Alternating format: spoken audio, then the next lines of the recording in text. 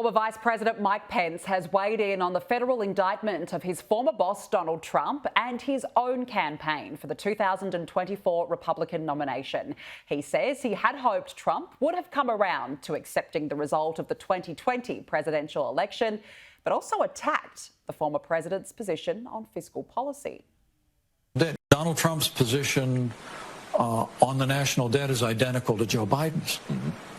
And to me, the Republican Party has to be the party of growth and fiscal responsibility and reform.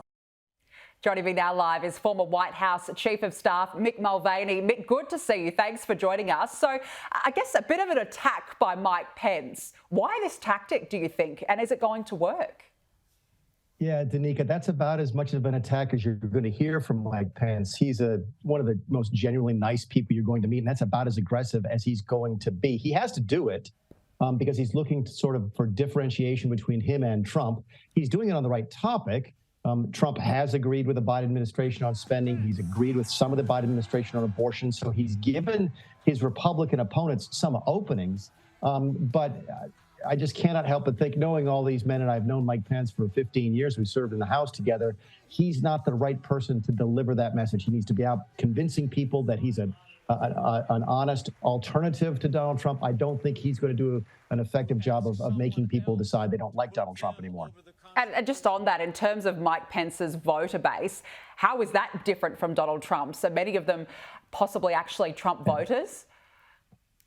No, and he's the only one for whom that applies. Keep in mind, Mike Pence is probably the only Republican in the race that a lot of the Trump voters really don't like. Donald Trump has worked hard to turn his voting base against Mike Pence because of the January 6th. So while the MAGA voters, the Make America Great Again voters, it's the word we use to refer to the really hardcore Trump voters, might be okay with Ron DeSantis. They might be okay with Nikki Haley.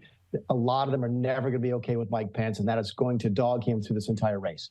Yeah, it's going to be very interesting. Let's talk about Joe Biden. Of course, over the weekend, he formally launched his campaign, but it was actually this comment that got everyone talking. Let's play it. All right. God save the Queen, man.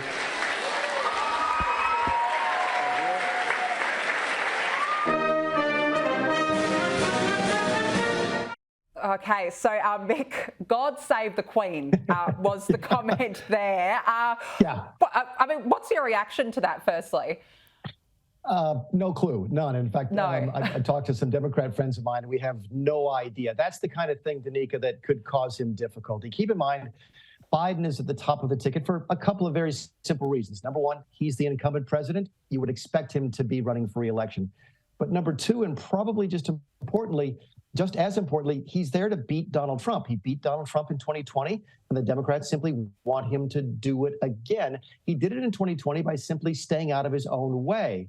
If his gaffes, if his inabilities, if the questions about his mental capacity become an issue in 2024, and if you see more things like this, that God Save the Queen comment, you may start to see other Democrats quietly whisper about running against the president. That hasn't happened yet, but it's not outside the bounds of possibility.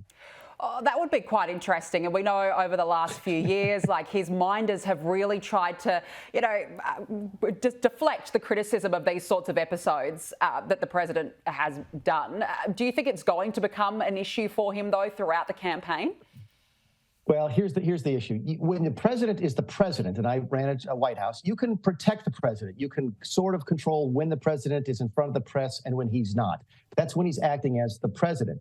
And the people are okay with that. When the president is acting as a candidate, the people want to see him. They want to talk to him. They want to see him on TV. They want to see him in person. So it's going to be very hard for the Biden team to sort of protect the president. You're going to see him speaking more and more. Joe Biden was a gaffe machine even when he was a much younger man. So this is the type of thing that both sides are looking at very closely. You can imagine Governor Newsom in California is watching it. Governor Pritzker in Illinois is watching. All of that short list of potential Democrat challengers are continuing to watch Joe Biden's performance very closely. Yeah, no doubt. And the rally, of course, over the weekend, I guess it was the real starting gun for Joe Biden. Is he moving at a speed, though, needed to take on Donald Trump? He's not designed to take on Donald Trump, Danica. This is sort of hard to explain to folks overseas, that he's not going to go head-to-head with Donald Trump. All he needs to do is make sure the election is about Donald Trump. The election in 2020 was a referendum on Donald Trump, and Donald Trump lost that referendum. And as a result, Joe Biden is president. If the Biden team, if the Democrats can continue to make 2024 a referendum on Donald Trump, then they'll probably win again. However, if you see more and more comments like this and it becomes a choice, a binary choice between Donald Trump and Joe Biden, then the Democrats and Joe Biden could be in real trouble. Another fascinating week in US politics. Mick Mulvaney, lovely to speak with you. Thanks for joining us. Never boring. Thanks, Danica.